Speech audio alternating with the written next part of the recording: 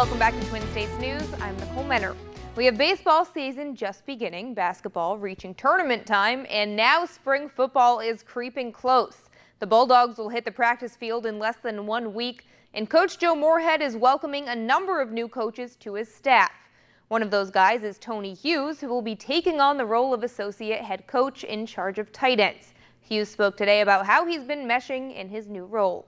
Well, it's it's definitely different. The organization structure and the way things are done on a daily basis, the infrastructure of things are a lot different. So it's taken some time to adjust, but at the same time, it's football, and do what you do best. You work hard. You're very submissive to your superior, and you do what you're asked to do and work as hard as you can work. And the state men are winning games when it matters down the stretch. The Dogs earned their 5th straight win last night against Missouri, putting them into a 5th place tie with South Carolina in the SEC, now just a half game back of Ole Miss for 4th place. Tyson Carter added a season-best 22 points in the win. Earlier in the week, Coach Howland spoke about how win number 9 in the conference pretty much secured his team a spot in the tournament.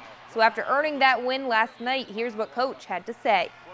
Well, I'm looking at the seedings, right? I mean, we want to be seated as highly as possible. Lenardi has us as a 6. Sports Illustrated has had it as 5. Our strength of schedule is, 13th in the country, I think, going into today. So we've got a great resume with quadrant run wins all over the place.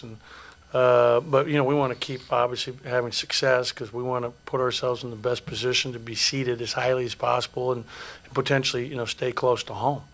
But yeah, to answer your question, I would think, yeah, we're definitely in. Major League Baseball is prepared to bench its idea of a pitch clock until at least 2022 as part of a wide-ranging proposal to the MLB Players Association that would include the ability to implement a 3-batter minimum rule for pitchers and roster size changes for 2020. MLB is also proposing limitations on position players' usage as pitchers, getting rid of the waiver trading period, cutting mound visits, and potentially shortening inning breaks. But pitchers have no fear because that pitch clock not coming anytime soon. Well, some inspiration for you guys. Danny Farquhar lined up to pitch in a game for the first time since collapsing in the Chicago White Sox dugout last April from a brain hemorrhage.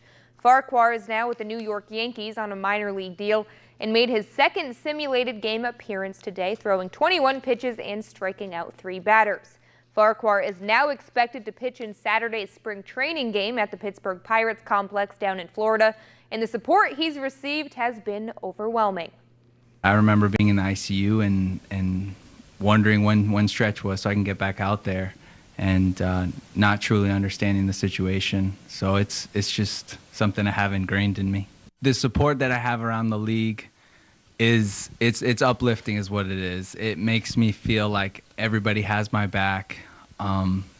Words don't express how incredible it makes me feel. And I didn't know that the Rays were pulling for me too. So every time I hear something, it's nothing but great feelings.